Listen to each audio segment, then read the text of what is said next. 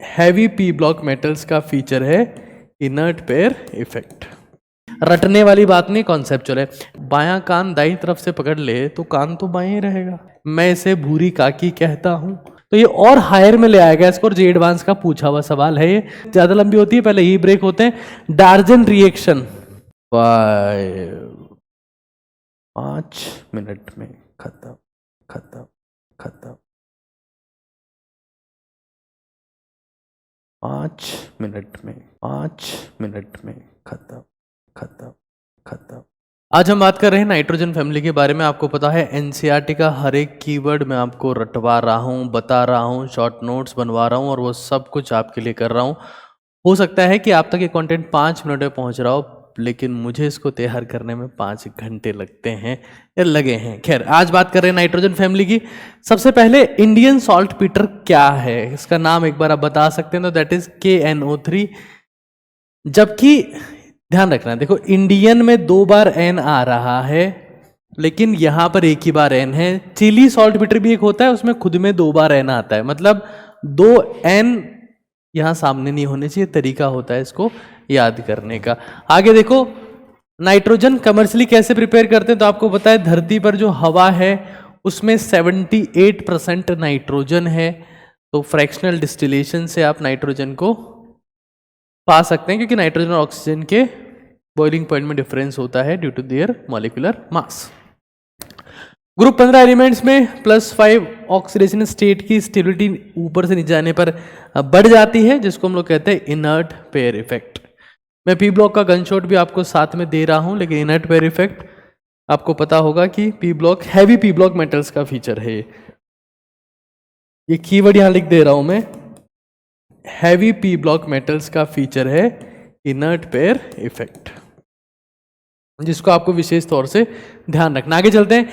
NEET का PYQ है ये। वेरी प्योर नाइट्रोजन किससे ऑब्टेन कर सकते हैं, तो थर्मल डिकम्पोजिशन ऑफ सोडियम और बेरियम एजाइड। एजाइड आयन का फॉर्मूला ये होता है N double bond N। Formal charge -1 +1, तो ओवरऑल चार्ज इसके ऊपर आता है -1। तो आप क्रिस क्रॉस करा के बेरियम एजाइड का फॉर्मूला लिखते हैं। ये है आपके पास में अमोनियम डाइक्रोमेट। इसको जब हीट करते हैं तो देखो, जब हीट करेंगे तो यहाँ 4 और 8 हाइड्रोजन है, बाकी ऑक्सीजन है। तो पहले तो वाटर बाहर निकल जाएगा जितना पॉसिबल है उतना। फिर क्रोमियम का ऑक्साइड, क्रोमियम का जो मोस्ट स्टेबल ऑक्सीजन स्टेट है वो +3 होता है। तो क्रोमियम का ऑक्साइड जब भी रिलीज हो रहा है तो +3 स्टेट में ही होगा। तो फाइनली जब इन सबको आप हटा दोगे ना, इसमें से माइनस कर दोगे, तो लास्ट में N2 बचेगी। रटने वाली बात नहीं, कॉन्सेप्चुअल है। H2N2O2 क्या होता है, हाइपोनाइट्रस एसिड। HNO2 क्या होता है, नाइट्रस एसिड। आपको पता है ये बहुत इंपॉर्टेंट चीज है ऑर्गेनिक केमिस्ट्री में।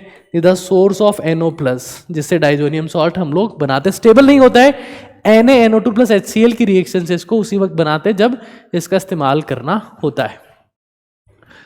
नाइट्रिक एसिड लार्ज स्केल पर ऑस्टवाल्ड प्रोसेस से बनाते। प्रोसेस बहुत इंपॉर्टेंट है। ऑस्टवाल्ड प्रोसेस, कॉन्टैक्ट प्रोसेस, डिकॉन्स प्रोसेस, तीनों इंपॉर्टेंट है। कुछ मेटल जैसे क्रोमियम और एल्यूमिनियम डिसॉल्व नहीं होते नाइट्रिक एसिड में। उसका रीजन क्या है, क्योंकि पेसिव फिल्म का फॉर्मेशन हो जाता है सरफेस पर। जब पेसिव फिल्म का फॉर्मेशन हो गया तो मेटल और एसिड कांटेक्ट में नहीं आ पाते हैं, जिसकी वजह से रिएक्शन पॉसिबल नहीं हो पाती है। ये भी प्रोसेस वाला PYQ है और ये JEE का PYQ है। कई लोग कहते हैं प्रैक्टिकल केमिस्ट्री कब पढ़ाओगे, जाके P ब्लॉक और S ब्लॉक को देखो, उसमें प्रैक्टिकल केमिस्ट्री है। जब गधों बायां कान दाईं तरफ से पकड़ ले तो कान तो बाएं ही रहेगा। P ब्लॉक और S ब्लॉक की जो प्रैक्टिकल पार्ट थे उनको बोल दिया कि हटा दिया है, वही प्रैक्टिकल केमिस्ट्री में पूछ लेंगे। देखो यहां पर क्या लिखा हुआ है, फैमिलियर ब्राउन रिंग टेस्ट। अभी प्रैक्टिकल केमिस्ट्री नहीं है क्या, P ब्लॉक में लिखा हुआ है। अब हमको प्रैक्टिकल केमिस्ट्री पढ़ाओ तो ये पढ़ो भाई पहले। NO3- किसके लिए होता है ब्राउन रिंग टेस्ट, NO3- के लिए। इसमें एक ब्राउन रिंग बनती है और ये किस पर डिपेंड करता है, ability of Fe2+ ion to reduce nitrates to nitric oxide which reacts with Fe2+ to form a brown colour. ये प्रैक्टिकल केमिस्ट्री, ये प्रैक्टिकल केमिस्ट्री है।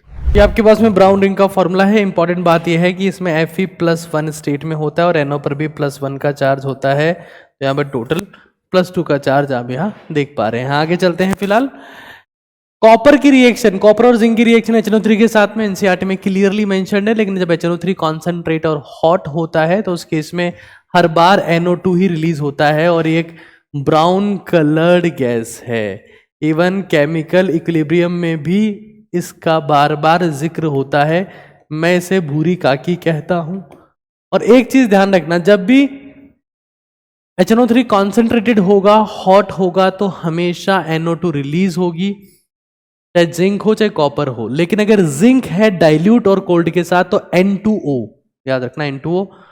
और अगर कॉपर है तो NO रिलीज होता है, क्योंकि जिंक की रिड्यूसिंग कैपेबिलिटी ज्यादा होती है, इसलिए नाइट्रोजन को लोअर ऑक्सीडेशन स्टेट तक ले जाता है। N2O5 माफ करिएगा, N2O3 एसिडिक है नेचर में और ब्लू सॉलिड है। ये बहुत ही विशेष बात है जो एनसीईआरटी की टेबल में मेंशन है। NH3 रिएक्शन Cl2 के साथ में करवाते हैं तो NCl3 बनता है, कोई बड़ी बात नहीं है।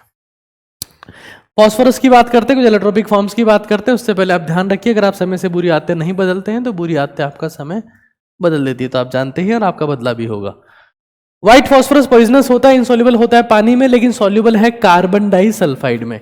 आगे देखो रेड फॉस्फोरस को कैसे ऑब्टेन करते हैं, by heating white phosphorus in inert atmosphere. क्यों? क्योंकि व्हाइट और रेड आपस में एलोट्रॉप्स है, कोई केमिकल चेंज नहीं है, दोनों में फॉस्फोरस ही होता है। तो इनर्ट एटमॉस्फेयर में हीट करते, कोई रिएक्शन नहीं करवानी है, सिर्फ पॉलीमराइजेशन करवाना है। रेड फॉस्फोरस सबसे ज्यादा स्टेबिलिटी की बात की जाए तो ब्लैक सबसे ज्यादा स्टेबल होता है, फिर रेड, फिर व्हाइट होता है। तो अगर ये आपके पास सवाल है कि रेड फॉस्फोरस इज मच क्या हो जाएगा, कम रिएक्टिव हो जाएगा व्हाइट से, सिंपल सी बात है, लेस रिएक्टिव या कह सकते हैं more stable. Spontaneous combustion of phosphine, एक सवाल पूछ रहा हूँ, कमेंट में जवाब देना। फॉस्फीन में फॉस्फोरस का स्टेट ऑफ हाइब्रिडाइजेशन क्या होता है? 90% लोग गलत जवाब देंगे, पहले बता दे रहा हूँ। तो होम सिग्नल बोलते हैं, होम एक साइंटिस्ट का नाम है, ठीक है। कुछ अगर आप कहीं फंस जाते हैं उन हालात में इसका इस्तेमाल करते हैं। PCl3 पिरामिडल शेप होती है और स्टेट ऑफ हाइब्रिडाइजेशन sp3 होता है।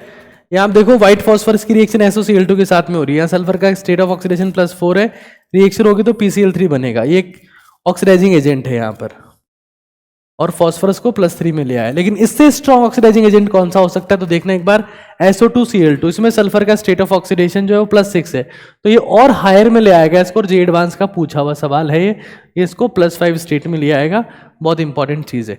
PCl5 येलोइश व्हाइट पाउडर होता है, ठीक है ना, इन मॉइस्ट एयर हाइड्रोलाइजेस। PCl5 में आपको पता है 3 तो इक्वेटोरियल बॉन्ड होते हैं, 2 एक्सियल बॉन्ड होते हैं। एक्सियल बॉन्ड की लेंथ ज्यादा लंबी होती है, पहले ही ब्रेक होते हैं।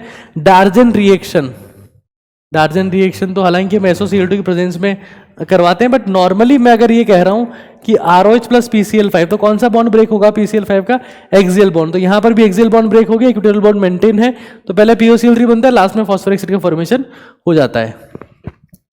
फॉस्फोरिक एसिड में स्टेट ऑफ ऑक्सीडेशन होता है +5, हाइपोफॉस्फोरिक में क्या होगा? +4। मेरा सवाल है, कमेंट में जवाब देना, फॉस्फोरस एसिड में क्या होता है और हाइपोफॉस्फोरस में क्या होता है, जिनको फॉस्फोनिक और फॉस्फेनिक एसिड भी कहते हैं अकॉर्डिंग टू NCERT। आगे चलते हैं। Hypophosphorous acid is good reducing agent. उसका रीजन क्या है कि इसमें 2 pH बॉन्ड होते हैं। अगर आप BDC की रिएक्शन H3PO2 के साथ में करवाते हैं तो बेंजीन का फॉर्मेशन होता है। तो ये थी नाइट्रोजन फैमिली, खत्म। 5 मिनट में खत्म।